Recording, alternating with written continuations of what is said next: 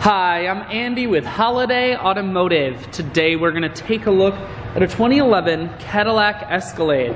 Stock number is A5458A. Starting right away up front, you have factory fog lamps and easy access heavy-duty tow hooks. A look down the passenger side, you have chrome wheels.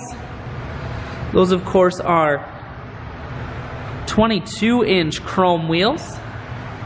Looking at the tread on the tires. Inside, leather interior.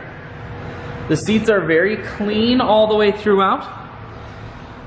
Second row bucket seats are heated seats. You do have a rear-facing entertainment center here, as well as a sunroof and a cargo rack up top.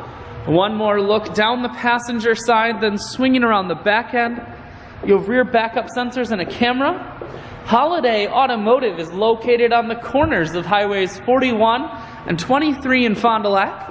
We are Wisconsin's largest used car dealer, so it's certainly worth the trip. Power folding running boards for passenger and driver side. Inside, cruise, heated steering wheel, audio and Bluetooth controls mounted here. Full touchscreen that includes your stereo and navigation. Dual climate control, and then you also have dual heated and cooled seats.